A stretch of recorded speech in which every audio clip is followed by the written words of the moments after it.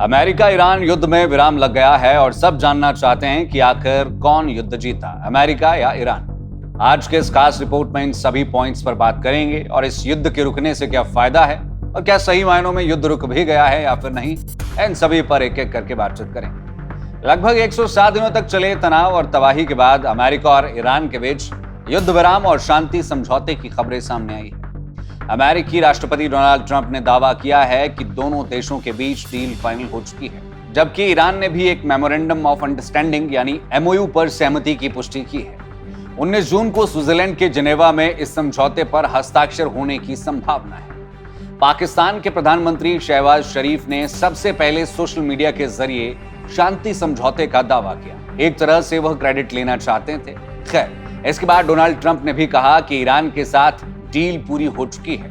वहीं ईरान ने भी पुष्टि की है कि दोनों देशों के बीच एक एमओयू हुआ है, जिसमें अमेरिकी नौसैनिक नाकेबंदी हटाने और मौजूदा सीज फायर को आगे बढ़ाने का रास्ता खुल सकता है। हालांकि विशेषज्ञों का मानना है कि इसे अभी जंग का अंत नहीं कहा जा सकता। ट्रंप ने खुद संकेत दिए हैं कि ईरान के परमाणु कार्यक्रम पर अंतिम सहमति अभी बाकी है। दूसरी ओर इजरायल ने लेबनान में अपनी सैन्य कार्रवाई जारी रखी है और अमेरिकी ईरान समझौते को लेकर नाराजगी भी जताई है। ईरान ने भी साफ किया है कि समझौते को कायम रखने के लिए अमेरिका को नाकेबंदी हटानी होगी, सैन्य कार्रवाई रोकनी होगी और ईरान के फ्रीज किए गए फंड जारी करने होंगे। इस समझौते के पीछे किसकी सबसे बड़ी भूमिका रही, इस पर भी चर्चा तेज है। शुरुआती दौर में पाकिस्तान ने मध्यस्थता की कोशिश की, लेकिन अंतिम चरण में कतर की भूमिका निर्णायक मानी जा रही है। रिपोर्ट्स के मुताबिक दोहा में कई दौर की बातचीत हुई, जहां ईरान ने फ्रीज फंड और हॉर्मुज जलडमरू मध्य से जुड़े मुद्दों पर सहमति बनाने की कोशिश की गई। इस समझौते में कतर की एंट्री आर्थिक वजहों से हुई। मसलन आने वाले दिनों में ईरान फंड्स की मांग करता है तो ये कतर से ही ट्रांसफर किए जाएंगे, क्योंकि ईरान के फ्रीज फंड का बड़ा हिस्सा कतर के बैंकों में बंद है।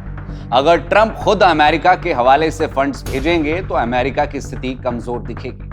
सबसे बड़ा सवाल यह है कि आखिर इस संघर्ष में किसकी जीत हुई। कई रक्षा और विदेश नीति विशेषज्ञों का मानना है कि समझौते की शर्तों को देखते हुए ईरान मजबूत स्थिति में नजर आ रहा है।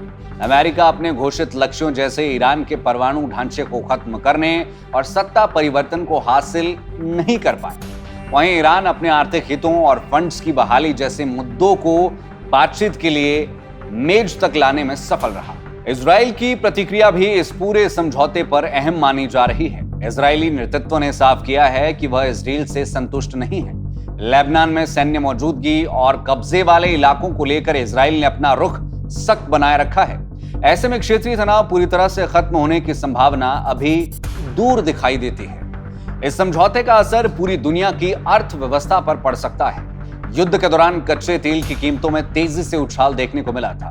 अब शांति समझौते की घोषणा के बाद अंतर्राष्ट्रीय बाजार में तेल की कीमतों में गिरावट शुरू हो गई है। भारत जैसे देशों के लिए यह राहत की खबर हो सकती है, जहां पेट्रोल, डीजल और एलपीजी की कीमतों पर दबाव बढ़ गया था। ऐसे में इस समझौते से वैश्विक आर्थिक मंदी को काफी हद तक दूर किया जा सकता है।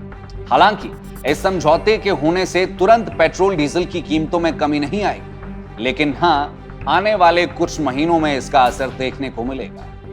इस समझौते के सामने कई चुनौतियां भी है। इजराइल की संभावित सैन्य कार्रवाई, ईरान के परमाणु कार्यक्रम पर मतभेद और ईरान के भीतर कट्टरपंथी गुटों का विरोध, ये सभी ऐसे कारक है जो इस डील को कमजोर कर सकते हैं। अब ऐसे में अगले 60 दिन इस समझौते की सफलता या विफलता तय करने में बेहद महत्वपूर्ण ये दिन माने जा रहे हैं।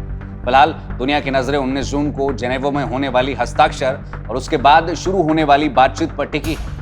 क्या यह समझौता मध्य पूर्व में स्थायी शांति की शुरुआत बनेगा या फिर तनाव का नया अध्याय खोलेगा? इसका जवाब आने वाले दिनों में ही मिलेगा।